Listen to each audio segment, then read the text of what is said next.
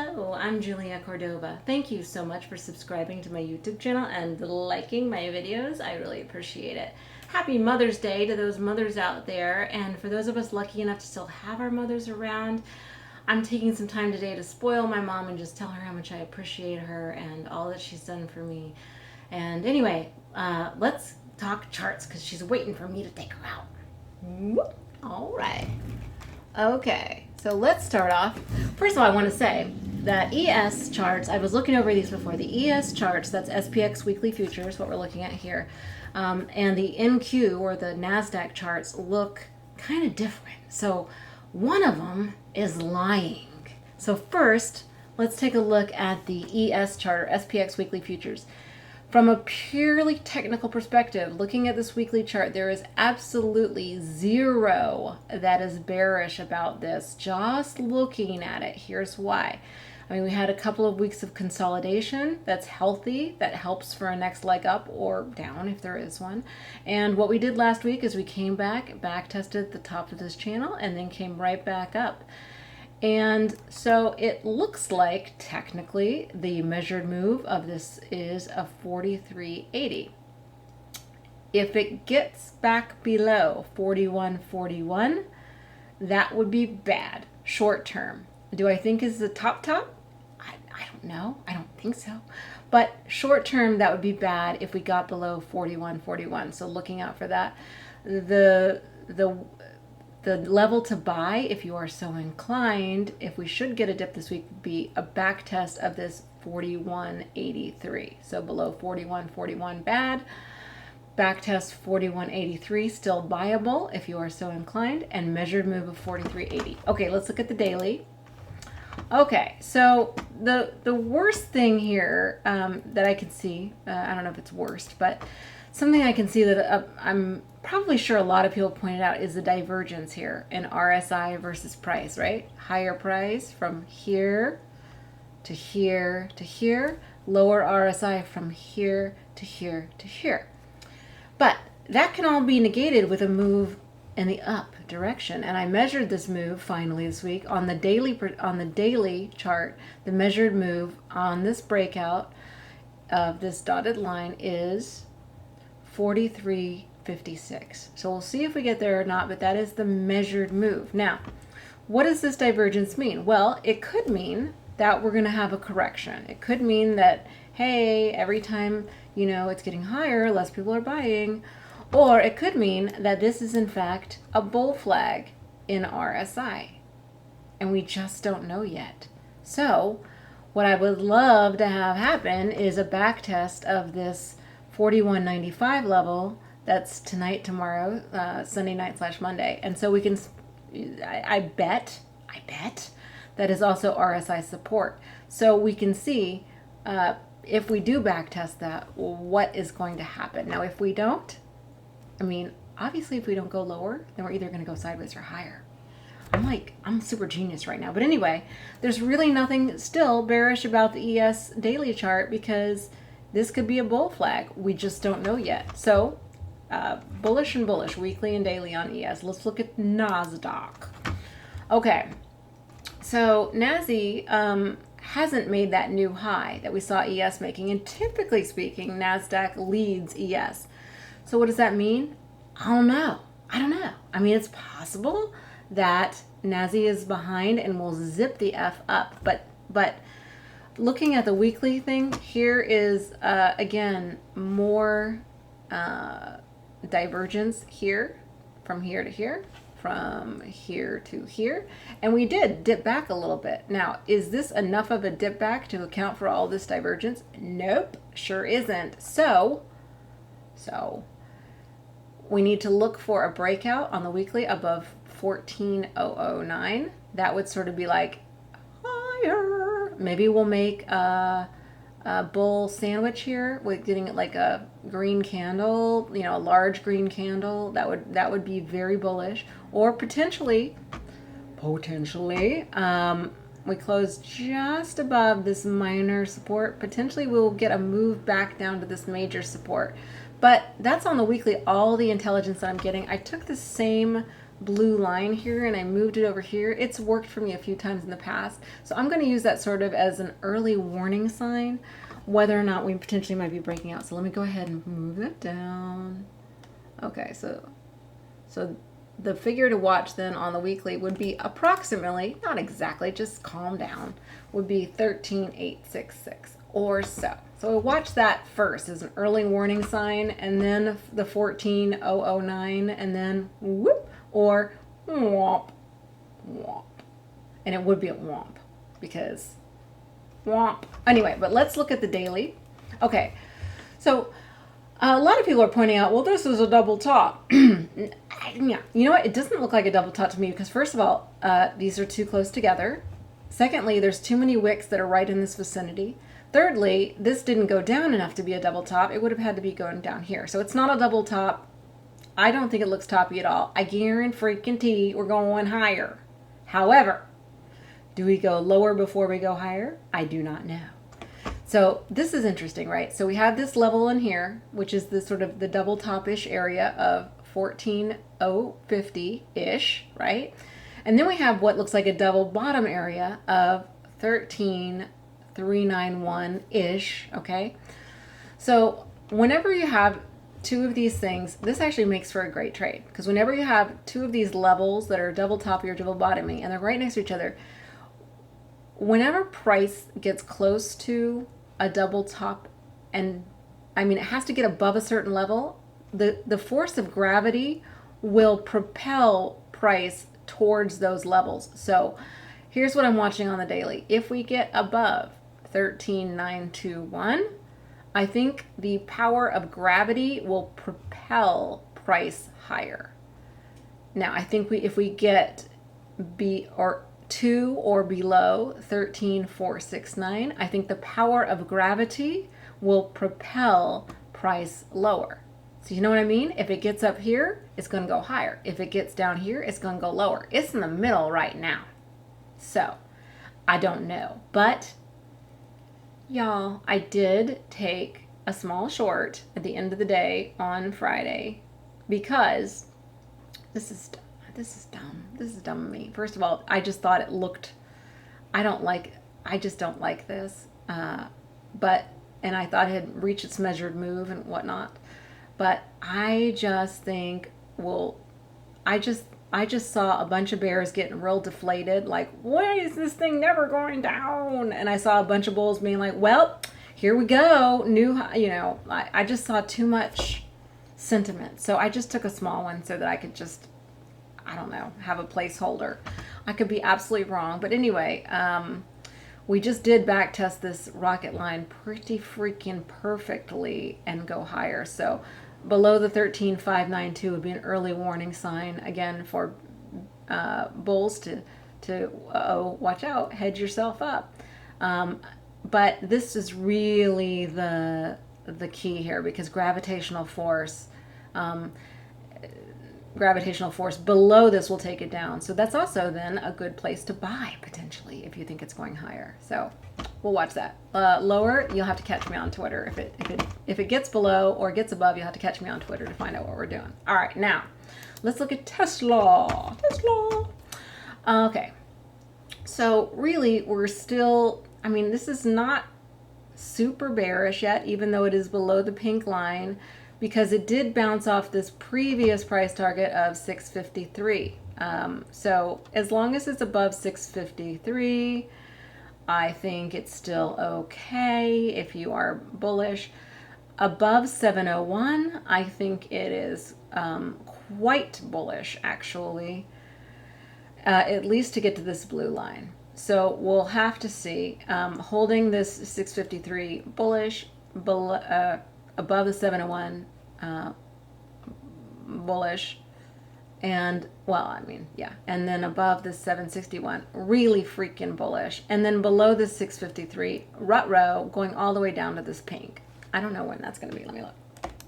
And it's hard to know when exactly, right? But definitely it could get down to the 555 area.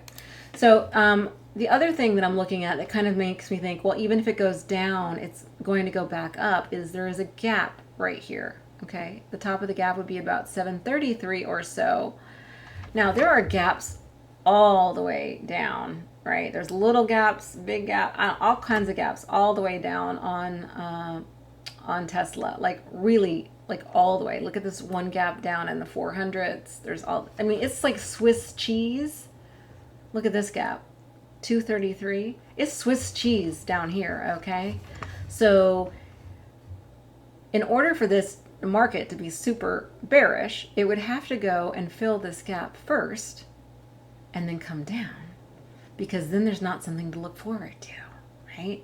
But however, a lot of people kept shorting here thinking these gaps needed to get filled right away. So there could be a long time in between, but that's what makes me think this isn't tippy top, tip top, top, tip top, top. Okay, let's look at gold.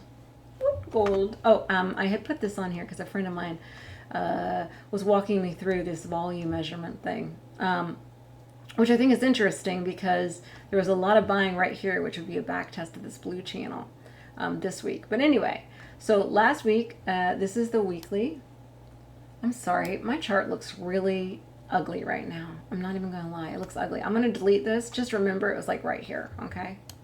I mean, not that I care about ugly charts, but I'll put it back on later. What did I just do? Did I delete the wrong thing? I don't know. Delete? Delete. Okay. Did I put two of them on next to each other? Probably, because I don't know what I'm doing. Okay. Yeah, I probably did. All right. Anyway, we broke out. We had a back test. I'm going to say that's pretty freaking perfect. We got to the bottom of this channel. Like, dude. And then going forward. So this weekly chart is like a shizzle. Like really is. Look at that. Look at that. And we're above this weekly breakout. A back test of weekly breakout would be 1825.5. That would be a back test. And I mentioned on Twitter on the hourly chart, but it was only right here when I did it, that this looked like a head and shoulders, which of course it is. And now this measured move, if you squint your eyeballs, it looked like we got exactly there, pretty much. The measured move here is from the neckline to the tippy top of the head. And then when we break out from the neckline, the same distance. It looks to me like we hit that measured move. So now some consolidation will be very healthy and make me happy. So I will be buying dips on gold should they happen. But I'm actually pretty happy with my positioning right now. However, you know, a lot of times I use investing.com charts. I use TradingView because that's the best in terms of charting and whatnot. And they don't go like down how investing.com does. And they're just generally not as irritating. However, a guy that I mentored for a while, genius guy, like just absolutely freaking genius, texted me. There was a 15-minute gap at the 1821 level or so on this bad data that we love so much because the rest of the data doesn't have this gap. Now, this is not a major gap because it's on the 15-minute chart, but it means that potentially we might have a back test all the way down to this area or lower. So I am prepared to buy it should it get down there because I like it. And I think, you know, I think they don't like to have people like just right off into the sunset. So if it gets down there, I will buy it as a scalp at least. Okay, let's look at silver. Okay, so silver also broke out on the weekly. You finally got that key, that close above the key, same as gold. A back test of this key line would be very healthy. And actually, if you look here, do you see what I see? Look, shoulder, head, shoulder. Well, I just saw that. Oh my God. Why didn't anybody point this out to me on Twitter? Am I the only one who sees that? I just saw that just now. I'm going to do a measured move. Where's my measured move thing? See how I'm not good at this? Oh, it's right here. Price range. So look at this. We're going to do an activity. All right, this is the top of the shoulder, right? Like to here-ish. Okay, so now, oops. Now the measured move of this breakout be about here, which is 29.9-ish. I might clean this up later, but I'm just going to put it in right now. Okay, so this is a head and shoulders. It's a beautiful Head and Shoulders. It must show up somewhere. Where does it show up?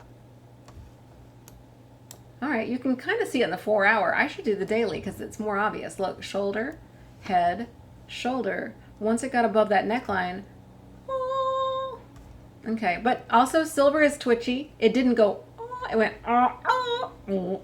See, silver is hard to trade because it's twitchy. It's much more twitchy than gold. Anyway, on the hourly chart, we are making a diamond shape, which is a kind of consolidation. So typically what happens is it goes wah, wah, wah, wah, wah, wah, wah, like, well, actually, wah, wah, wah, wah, right? And then it goes to the end of the diamond, and then sometimes it keeps going flat after just to make me look like a jerk. And then usually what has been happening lately, I have noticed, now I'm not the genius of geniuses, but I have noticed that typically when it comes out of a diamond, it'll make a false move first, and then it'll go the right direction. Or, so if it goes up out of this, I'm going to be like, I'm going to hope it still goes up, but I have noticed that it typically goes in the false direction. But anyway, there's not a lot of intelligence here. It's just a kind of consolidation. It's not really anything to think of. But,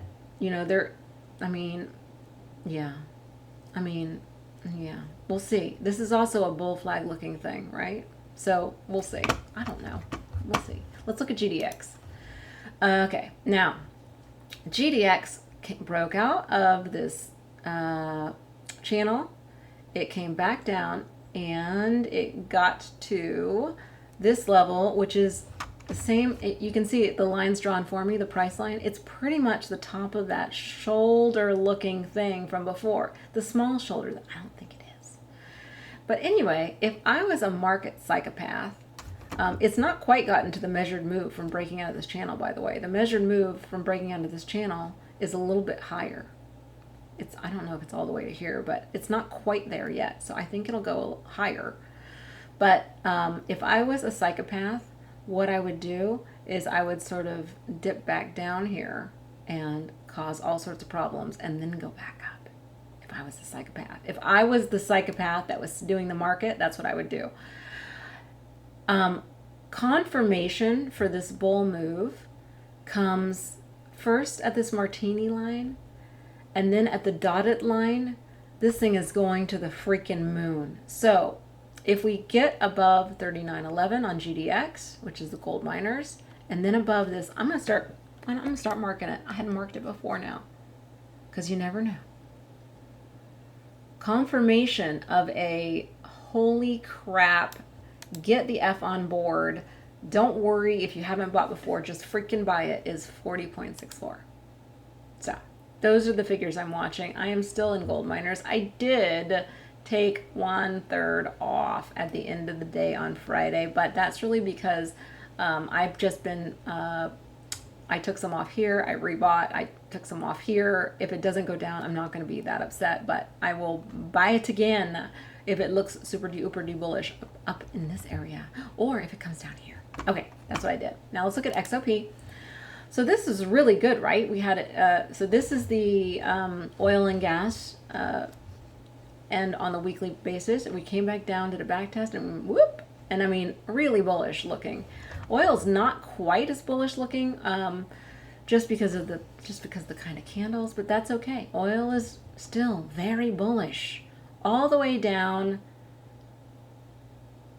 I mean, really, it could go. I could do a bull flag here. It can go, I think, all the way down to 55 or so, and still be super bullish looking.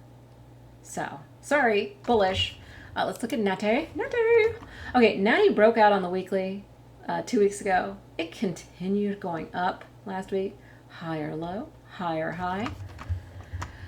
We did leave a gap on the daily, and these gaps don't tend to not get filled. So, potentially speaking, if Natty goes down to 2.875 or so, I will be buying the ever-living F out of it. Otherwise, I'll just because this looks like a really great breakout. Now, let's look at Joe. Coffee. Coffee is bullish. This is the measured move, 52.07. All right, that's it. Because I got to go. All right, so hope you have a wonderful week. I hope you make lots of money, and I look forward to chatting with you on the interwebs. Okay, bye. Oh, I forgot to make myself big. Okay, bye.